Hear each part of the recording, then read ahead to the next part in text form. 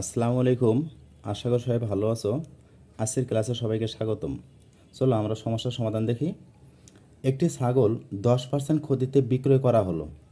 বিক্রয় মূল্য 450 টাকা বেশি হলে 5% লাভ হতো। ছাগলটির ক্রয় মূল্য কত? প্রথমে খেয়াল করে দিকে 10% ক্ষতিতে বিক্রয় মূল্য কত হবে? তাহলে আমরা প্রথমে ক্রয় মূল্য ধরে নেই। মনে করি ক্রয় মূল্য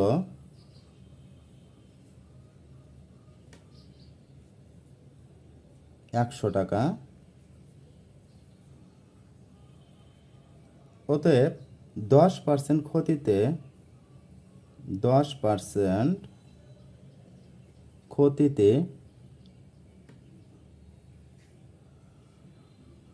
বিক্রয় মূল্য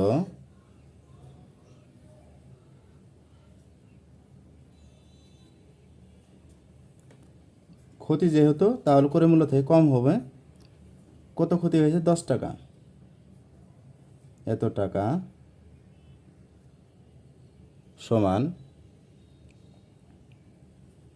90 টাকা।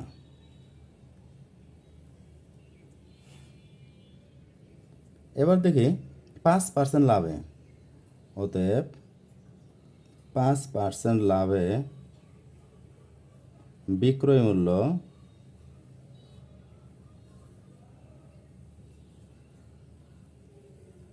যেহেতু লাভ তাহলে ক্রয় মূল্যের সাথে যোগ হবে 5 টাকা।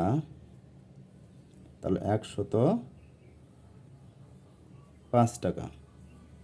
দেখো এক্ষেত্রে কিন্তু বিক্রয় মূল্য বেশি হয়ে গেল। তাহলে কতটুকু বিক্রয় মূল্য বেশি? লিখি বিক্রয় মূল্য বেশি 105 বিয়োগ 90 টাকা। তাহলে কত হয়? 15 টাকা। দেখো বিক্রয় মূল্য বেশি হলো কত টাকা? 15 টাকা। তখন ক্রয় মূল্য কত?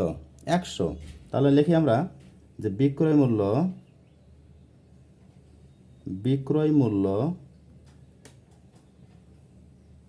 15 টাকা বেশি হলে ক্রয় মূল্য 100 টাকা।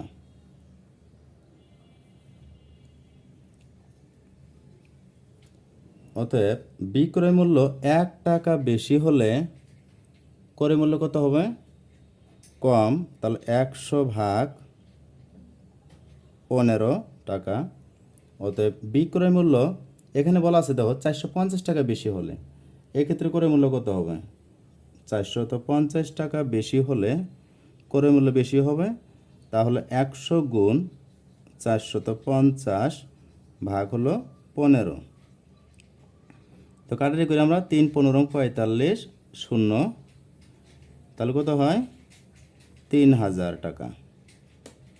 অর্থাৎ ওই ছাগলটির ক্রয় মূল্য ছিল 3000। অতএব ছাগলটির